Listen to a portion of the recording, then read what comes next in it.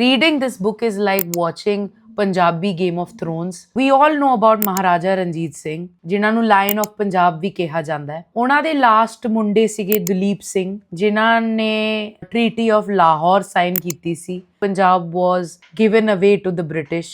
ਦਲੀਪ ਸਿੰਘ ਨੇ ਹੀ Kohinoor queen Victoria ਨੂੰ ਪ੍ਰੈਜ਼ੈਂਟ ਕੀਤਾ ਸੀ, ਗਿਫਟ ਕਿਹਾ ਜਾਂਦਾ ਹੈ, but it was an act of submission. Britisher ਦਿਖਾਉਣਾ ਚਾਹੁੰਦੇ ਸੀਗੇ ਕਿ ਅਸੀਂ ਪੰਜਾਬ ਤੇ ਕਾਬੂ ਪਾ ਲਿਆ। But we don't talk about the missing link. Maharaja ਔਰ ਦਲੀਪ ਸਿੰਘ ਦੇ ਵਿੱਚ ਮਿਸਿੰਗ ਲਿੰਕ, ਦਲੀਪ ਸਿੰਘ ਦੀ ਮੰਮੀ ਕੌਣ ਸੀ? She is known to be a very fierce leader. The Britishers feared her. Britishers ਨੇ ਉਹਨਾਂ ਬਾਰੇ ਇਹ ਵੀ ਕਿਹਾ ਸੀਗਾ ਕਿ she has a very manly understanding of politics. ਉਹਨਾਂ ਅਕੋਰਡਿੰਗ ਤਾਂ ਬੜਾ deteriorating comment ਸੀਗਾ, but it acted as a compliment for her in those times. She was Rani Jindan, Jind Kaur Aulakh was her name, and ਉਹ ਮਹਾਰਾਜਾ ਰਣਜੀਤ ਸਿੰਘ ਦੀ ਲਾਸਟ ਵਾਈਫ ਸੀ। ਮੈਂ ਆਹ ਕਿਤਾਬ ਪੜ੍ਹੀ। It's written by Chitra Banerjee ਦਿਵਕੁਰਨੀ। It's called The Last Queen. ਇਸ author ਬਾਰੇ ਆਪਾਂ and ਤੇ ਗੱਲ ਕਰਾਂਗੇ because she is very interesting. ਇਹਨਾਂ ਦੀਆਂ ਬਾਕੀ ਬੁੱਕਸ ਕਿਹੋ ਜਿਹੀਆਂ and everything will talk in the and. ਤਾਂ ਉਹ ਕਰਨ ਤੋਂ ਪਹਿਲਾਂ ਡਿਸਕਸ ਆਪਾਂ ਜਿੰਦਾਂ ਬਾਰੇ ਗੱਲ ਕਰਦੇ ਹਾਂ। Rani Jindan married Maharaja Ranjit Singh at the age of 18। It's very interesting to know ਕਿ ਉਹਨਾਂ ਨੇ ਮਹਾਰਾਜਾ ਰਣਜੀਤ ਸਿੰਘ ਦੇ ਨਾਲ ਫਿਜ਼ੀਕਲੀ ਵਿਆਹ ਨਹੀਂ ਕਰਾਇਆ ਸੀ। ਮਹਾਰਾਜਾ ਬੜੇ ਇੰਪੋਰਟੈਂਟ ਐਡਮਿਨਿਸਟ੍ਰੇਟਿਵ ਕੰਮ ਤੋਂ ਗਏ ਹੋਏ ਸੀ, so he could not come for the wedding, so she married his sword. Maharaja ਨੇ ਇਹ ਵੀ ਪ੍ਰੋਮਿਸ ਕੀਤਾ ਸੀ ਜਿੰਦਾਂ ਨੂੰ, ਤੂੰ ਮੇਰੀ ਪਹਿਲੀ ਰਾਣੀ ਤਾਂ ਬਣ ਸਕੀ ਪਰ ਤੂੰ ਮੇਰੀ ਲਾਸਟ ਰਾਣੀ ਜ਼ਰੂਰ ਰਹੇਂਗੀ। His affection spoke volumes for her. ਮਹਾਰਾਜਾ ਦੇ ਕੋਰਟ ਦੇ ਵਿੱਚ ਇੱਕ ਕੇਅਰ ਟੇਕਰ ਹੁੰਦਾ ਸੀ, animal keeper, dog trainer, Manna Singh Aulakh ਕਰਕੇ। ਉਹਨਾਂ ਦੀ ਬੇਟੀ ਸੀਗੀ ਇਹ। ਪਿੰਡ ਉਹਨਾਂ ਦਾ ਸਾਲ 'ਚ 1-2 ਵਾਰੀ ਆਣਾ ਜਾਣਾ ਹੁੰਦਾ ਸੀ। ਪੈਸੇ 'ਚ ਉਹਦਾ ਹੱਥ ਤੰਗ ਹੀ ਰਹਿੰਦਾ ਸੀ, ਜੂਆ ਵਗੈਰਾ ਵੀ ਖੇਡਦਾ ਸੀ ਮੰਨਾ ਸਿੰਘ। ਤਾਂ ਘਰ ਦੇ ਬੜੇ ਪਰੇਸ਼ਾਨ ਸੀਗੇ ਮੰਨਾ ਸਿੰਘ ਤੋਂ ਕਿ ਬਈ ਇਹ ਕਦੀ ਘਰ ਪੈਸੇ ਨਹੀਂ ਲੈ ਕੇ ਆਉਂਦਾ, ਪਤਾ ਨਹੀਂ ਲਾਹੌਰ 'ਚ ਕੀ ਕਰਦਾ। ਰਾਣੀ ਜਿੰਦਾਂ ਦੇ ਭਰਾ ਦਾ ਨਾਮ ਸੀ ਜਵਾਹਰ ਸਿੰਘ, ਤੇ ਉਹ ਫਰੂਟ ਫਰਾਟ ਚੁਰਾ ਕੇ ਆਪਣਾ ਗੁਜ਼ਾਰਾ ਕਰਦੇ ਸੀ। ਬਟ ਜਿਨ੍ਹਾਂ ਨੂੰ ਪੜ੍ਹਨ ਦਾ ਬੜਾ ਸ਼ੌਂਕ ਸੀ, ਅਨਲਾਈਕ ਹਰ ਸਿਸਟਰ। ਸੋ 3 ਬੱਚੇ ਸੀਗੇ, 2 ਕੁੜੀਆਂ 1 ਮੁੰਡਾ। ਰਾਣੀ ਜਿੰਦਾਂ ਨੂੰ ਪੜ੍ਹਨ ਦਾ ਬੜਾ ਸ਼ੌਂਕ ਸੀਗਾ ਐਂਡ ਪਰ ਇਹ ਸ਼ੀ ਵਾਜ਼ ਵੈਰੀ ਕਲੋਜ਼ ਟੂ ਜਵਾਹਰ। ਹੁਣ ਹੋਇਆ ਕਿ ਮੰਨਾ ਸਿੰਘ ਜਵਾਹਰ ਔਰ ਜਿੰਦਾਂ ਨੂੰ ਲੈ ਗਏ ਲਾਹੌਰ ਆਪਣੇ ਨਾਲ। ਇੱਧਰ ਗੁਜ਼ਾਰਾ ਨਹੀਂ ਹੁੰਦਾ ਤਾਂ ਮੈਂ ਆਪਣੇ ਨਾਲ ਲੈ ਜਾਣਾ। ਸਾਇਲੈਂਟਲੀ ਇਹ ਵਿਸ਼ਡ ਕਿ ਜਿੰਦਾਂ ਦਾ ਮੈਂ ਕਿਤੇ ਵਿਆਹ ਕਰਾ ਦਾਂ ਤਾਂ ਮੇਰੇ ਕਰਜ਼ੇ ਚੁੱਕ ਜਾਣ। ਐਂਡ ਜਵਾਹਰ ਨੂੰ ਉਹਨੇ ਕੰਮ ਤੇ ਲਾਤਾ। ਹੁਣ ਉੱਥੇ ਕੋਰਟ ਦੇ ਵਿੱਚ ਜਿੱਥੇ ਇਹਦਾ ਸਾਈਡ ਤੇ ਛੋਟਾ ਜਿਹਾ ਕਮਰਾ ਜਿਹਾ ਸੀਗਾ, ਇੱਕ ਦਿਨ ਰਾਜੇ ਦੇ ਘੋੜੇ ਨਾਲ ਇਹ ਖੇਡ ਰਹੀ ਸੀ, ਉਹਨੂੰ ਗੁੜ ਦੇਤਾ ਤਾਂ ਮਹਾਰਾਜਾ ਨੇ ਦੇਖ ਲਿਆ। ਸ਼ੀ ਵਾਜ਼ ਕਿਡ, ਆਈ ਥਿੰਕ ਟੀਨੇਜਰ ਸੀ ਤਦ। ਤਾਂ ਮਲਟੀਪਲ ਟਾਈਮਸ ਮਹਾਰਾਜਾ ਨੂੰ ਮਿਲ ਕੇ ਸ਼ੀ ਫੈਲ ਇਨ ਲਵ ਵਿਦ ਦ ਮਹਾਰਾਜਾ। ਮੰਨਾ ਨੇ ਵਿਆਹ ਕਿਤੇ ਦਾ ਪੂਰਾ ਪੱਕਾ ਕਰਤਾ ਸੀ। ਮਹਾਰਾਜਾ ਨੂੰ ਪਤਾ ਚੱਲਿਆ। ਮਹਾਰਾਜਾ ਨੇ ਕਿਹਾ ਕਿ ਤੂੰ ਇਹਦਾ ਕਿਤੇ ਵਿਆਹ ਨਹੀਂ ਕਰਾਏਂਗਾ, ਜਦ ਇਹ 18 ਸਾਲ ਦੀ ਹੋ ਜਾਏਗੀ ਮੈਂ ਇਹਦੇ ਨਾਲ ਵਿਆਹ ਕਰਾਊਂਗਾ। ਮੰਨਾਜ਼ ਹੈਪੀਨੈਸ ਨਿਊ ਨੋ ਬਾਉਂਡਸ ਕਿ ਮਹਾਰਾਜੇ ਨਾਲ ਮੇਰੀ ਕੁੜੀ ਦਾ ਵਿਆਹ ਹੋ ਜਾਏਗਾ, ਮੇਰੀ ਕੁੜੀ ਕੁਈਨ ਬਣ ਜਾਏਗੀ। So that's how she married the Maharaja. Now when she was in court, she had to face a lot of politics from the other Maharanis. Maharaja ਨਵੀਂ ਕੁੜੀ ਲੈ, ਯੰਗ ਜੀ ਕੁੜੀ ਲੈ ਆਇਆ ਹੈ, ਰਾਇਲ ਬਲੱਡ ਦੀ ਨਹੀਂ ਹੈ। ਸੋ ਜਿਹੜੀ ਸਭ ਤੋਂ ਐਲਡੈਸਟ wife C Maharaja the, she gave her a hard time. ਮਹਾਰਾਣੀ ਜਿੰਦਾਂ ਨੇ ਫਿਰ ਵੀ ਕੁਝ ਆਪਣੇ ਦੋਸਤ ਬਣਾ ਲਏ। ਪ੍ਰੋਬਲਮ ਕਦ ਸ਼ੁਰੂ ਹੋਈ when Maharaja Ranjit Singh died. After he died, Dalip Singh was 5 years old. Maharaja the prime minister ਹੁੰਦਾ ਸੀ ਕੈਬਨਿਟ 'ਚ ਨਾ, ਧਿਆਨ ਸਿੰਘ ਡੋਗਰਾ। ਉਹ ਚਾਹੁੰਦਾ ਸੀ ਉਹਦਾ ਮੁੰਡਾ ਰਾਜ ਕਰੇ, ਤਾਂ ਉਹਨੇ ਬਹੁਤ ਇੰਟਰਨਲ ਪੋਲੀਟਿਕਸ ਖੇਲੀ ਔਰ ਉਹਨੇ ਮਹਾਰਾਜੇ ਦੇ ਬਾਕੀ ਮੁੰਡਿਆਂ ਨੂੰ, ਉਹਨਾਂ ਸਾਰਿਆਂ ਨੂੰ ਆਪਸ 'ਚ ਲੜਵਾ ਕੇ ਮਰਵਾਤਾ। And eventually Dalip Singh became the king at the age of 5. ਹੁਣ because Dalip Singh wasn't fit to rule, Maharani Jindan became queen regent. Queen regent ਕਿਆ ਹੁੰਦਾ ਹੈ ਕਿ ਤੁਸੀਂ ਐਵੇਂ ਦੇਖਣ ਲਈ ਪਾਵਰ 'ਚ ਨਹੀਂ ਹੋ, ਤੁਸੀਂ ਐਕਚੁਅਲੀ ਡਿਸੀਜਨ ਮੇਕਿੰਗ ਪਾਵਰ ਰੱਖਦੇ ਹੋ। You are leading, you not only the face.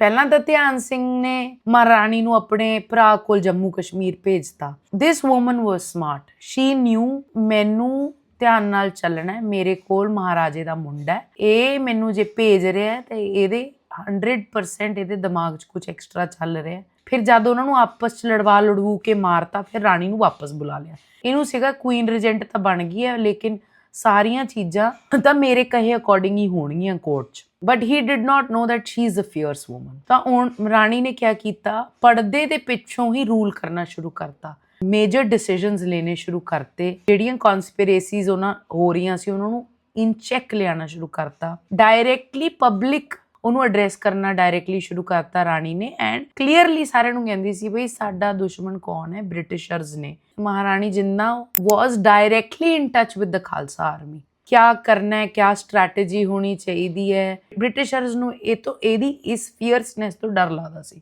ਉਹਨੂੰ ਲੱਗਦਾ ਸੀਗਾ ਕਿ ਇਹ ਕੰਮ ਖਰਾਬ ਕਰੂਗੀ ਬੀਬੀ। ਤਾਂ ਉਹਨਾਂ ਨੇ ਨਾ ਇਹਦੇ ਬਾਰੇ ਅਫਵਾਹਾਂ ਫੈਲਾਣੀਆਂ ਸ਼ੁਰੂ ਕਰਤੀਆਂ ਕਿ ਪਰਦੇ 'ਚੋਂ ਬਾਹਰ ਰਹਿੰਦੀ ਹੈ, ਇਹਦਾ ਕੈਰੈਕਟਰ ਸਹੀ ਨਹੀਂ, ਇਹਨੂੰ ਮੈਸਲੀਨਾ ਆਫ ਪੰਜਾਬ ਕਹਿਣਾ ਸ਼ੁਰੂ ਕਰਤਾ। ਮਤਲਬ ਉਹ ਆਪਣੇ ਟਾਈਮ ਦੀ ਬੜੀ ਫੈਮਿਨਿਸਟ ਜਨਾਨੀ ਸੀ ਬਈ। ਉਹ ਸ਼ੀ ਕੁਐਸਚਨ ਕਿ ਮੇਰਾ ਹੋ ਗਿਆ ਵਿਆਹ ਛੇਤੀ, ਠੀਕ ਹੈ, ਉਸ ਤੋਂ ਬਾਅਦ my husband died at a very young age, so she had some sexual urges. She fell for Lal Singh। ਇਹਦੀ ਕੋਰਟ 'ਚ ਇੱਕ ਬੜਾ ਸੋਹਣਾ ਜਿਹਾ ਮੁੰਡਾ ਸੀਗਾ, she fell for him, ਔਰ ਉਹਨੇ ਆਪਣੀਆਂ ਅਰਜਿਸ ਬਹੁਤ ਕੰਟਰੋਲ ਕੀਤੀਆਂ। But eventually she gave into those urges and she started sleeping with Lal Singh. ਫਿਰ ਉਹਨੇ ਕਿਹਾ ਕਿ ਮਹਾਰਾਜਿਆਂ ਨੂੰ ਇੰਨੀ ਕੁਈਨਸ ਰੱਖਣ ਦਾ ਹੱਕ ਹੁੰਦਾ, ਅਧਿਕਾਰ ਹੁੰਦਾ। she really loved Maharaja Ranjit Singh and she is like, ਉਹ ਮੇਰਾ ਪਹਿਲਾ ਪਿਆਰ ਸੀਗਾ, ਬਟ ਕਿਆ ਮੈਨੂੰ ਹੁਣ ਹੱਕ ਨਹੀਂ ਆਪਣੀ ਲਾਈਫ ਜੀਣ ਦਾ। ਜਦ ਇਹ ਲਾਲ ਸਿੰਘ ਨਾਲ ਸਲੀਪਿੰਗ ਅਰਾਊਂਡ ਦੀ ਖਬਰ ਬਾਹਰ ਪਹੁੰਚੀ, ਦ ਬ੍ਰਿਟਿਸ਼ ਸਟਾਰਟਡ ਯੂਜ਼ਿੰਗ ਦਿਸ ਖਬਰ ਇਨ ਵੇਰੀਅਸ ਡਿਫਰੈਂਟ ਵੇਜ਼। ਉਹਨਾਂ ਨੇ ਤਾਂ ਪੂਰੀ ਅਫਵਾਹਾਂ ਫੈਲਾਤੀਆਂ ਕਿ ਇਹਦਾ ਕੈਰੈਕਟਰ ਸਹੀ ਨਹੀਂ ਹੈ। ਉਹਦਾ ਜੋ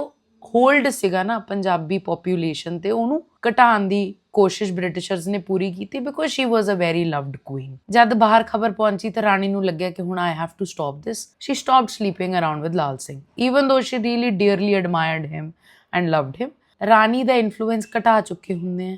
she tries to make the right decisions ਕਿ ਪੰਜਾਬ strengthened ਰਵੇ, ਲੇਕਿਨ ਅੰਦਰੋਂ ਇੰਨੀ politics because she is a woman ਉਹਦੇ against ਕੀਤੀ ਜਾ ਰਹੀ ਹੁੰਦੀ ਹੈ। after some time she appoints Lal Singh ਔਰ ਉਹਦਾ ਇੱਕ ਕੰਪੈਨੀਅਨ ਹੁੰਦਾ ਤੇਜ Singh as leaders of the army। second war ਤੇ ਭੇਜਦੀ ਹੈ ਉਹਨਾਂ ਨੂੰ। it turns out that Lal Singh was working for the British, so she gets deceived by her own lover, ਜਿਹਦੇ ਕਰਕੇ we lose the Anglo-Sikh war and Punjab gets weakened। ਇਸ ਤੋਂ ਬਾਅਦ ਰਾਣੀ ਦਾ ਇਨਫਲੂਐਂਸ ਆਫ ਕੋਰਸ ਹੋਰ ਘਟ ਜਾਂਦਾ ਹੈ। ਬ੍ਰਿਟਿਸ਼ਰਸ ਉਹਨੂੰ ਚੱਕ ਕੇ ਇੱਕ ਫੋਰਟ 'ਚ ਪਾ ਦਿੰਦੇ ਨੇ, ਕੁਛ ਅਲਾਉੈਂਸ ਦਿੰਦੇ ਆ, ਬਟ ਆਪਣੇ ਮੁੰਡੇ ਤੋਂ ਅੱਡ ਕਰ ਦਿੰਦੇ ਆ। ਇਧਰੋਂ ਦਲੀਪ ਸਿੰਘ ਨੂੰ ਇਹ ਕਹੀ ਜਾਂਦੇ ਕਿ ਤੇਰੀ ਮਾਂ ਪਾਗਲ ਹੋ ਗਈ ਹੈ, ਉਹਦਾ ਦਿਮਾਗ ਸੈੱਟ ਨਹੀਂ ਹੈ, ਉਹਦੀ ਇਲ ਹੈਲਥ ਹੈ।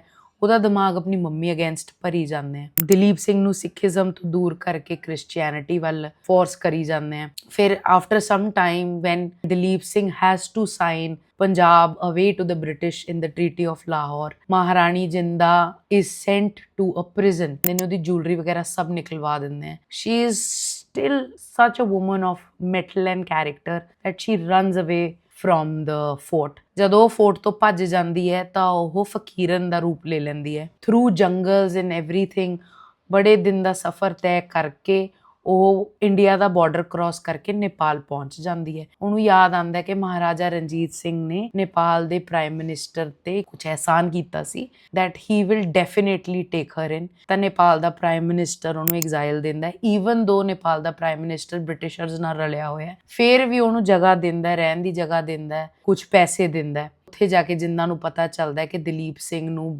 ਬ੍ਰਿਟਿਸ਼ਰਸ ਨੇ ਇੰਗਲੈਂਡ ਭੇਜਤਾ ਹੈ, ਉਹਨੂੰ ਕ੍ਰਿਸਚੀਅਨਿਟੀ 'ਚ ਕਨਵਰਟ ਕਰਾਤਾ ਹੈ ਔਰ ਉਹਦੇ ਗਾਰਡੀਅਨਸ ਹੈ। ਤਾਂ ਇਹ ਦੋਨੋਂ ਆਪਸ 'ਚ ਦਲੀਪ ਸਿੰਘ ਐਂਡ ਜਿੰਨਾ ਆਪਸ 'ਚ ਲੈਟਰਸ ਲਿਖਣ ਦੀ ਕੋਸ਼ਿਸ਼ ਕਰਦੇ ਹੈ, ਪਰ ਹਰ ਵਾਰ ਉਹ ਲੈਟਰਸ ਇੰਟਰਸੈਪਟ ਹੋ ਜਾਂਦੀਆਂ and they are unable to meet each other। 11 ਸਾਲ ਰਾਣੀ ਜਿੰਦਾ ਰੋਂਦੀ ਰਹਿੰਦੀ ਹੈ ਆਪਣੇ ਮੁੰਡੇ ਲਈ, ਇੰਨਾ ਰੋਂਦੀ ਹੈ ਕਿ ਉਹਦੀ ਵਿਜ਼ਨ ਬਹੁਤ ਵੀਕ ਹੋ ਜਾਂਦੀ ਹੈ। ਫਿਰ ਇਵੈਂਚੁਅਲੀ ਕੀ ਕਰਦੇ ਆ, ਦਲੀਪ ਸਿੰਘ ਕੁਈਨ ਵਿਕਟੋਰੀਆ ਨੂੰ ਲੈਟਰ ਲਿਖਦੇ ਆ ਕਿ ਮੈਨੂੰ ਮਿਲਣ ਜਾ ਲੈਣ ਦੋ। ਤਾਂ ਪਹਿਲਾਂ ਤਾਂ ਮੰਨੀ ਨਹੀਂ ਜਾਂਦੀ ਰਿਕੁਐਸਟ, ਬਟ ਰਿਪੀਟਡ ਰਿਕੁਐਸਟ ਤੋਂ ਬਾਅਦ ਅਗਰੀ ਕੀਤਾ ਜਾਂਦਾ ਕਿ ਬਈ yes you can meet your mother but not in Punjab, you can meet her in Calcutta. ਤਾਂ ਕੈਲਕਟਾ 'ਚ ਦੋਨੋਂ ਦਲੀਪ ਸਿੰਘ meets ਰਾਣੀ ਜਿੰਦਾ after 11 years and when he meets her ਰਾਣੀ ਜਿੰਦਾ can barely see Dalip because blindness ਵੱਲ ਉਹਨਾਂ ਦੀਆਂ ਅੱਖਾਂ ਚਲੀ ਗਈਆਂ ਰੋ ਰੋ ਕੇ ਤਾਂ ਦਲੀਪ ਸਿੰਘ ਕਹਿੰਦਾ ਕਿ ਮੇਰੇ ਨਾਲ ਤੁਸੀਂ ਇੰਗਲੈਂਡ ਚਲੋ now imagine for somebody who hates the British so much it's such a difficult decision but because she loves her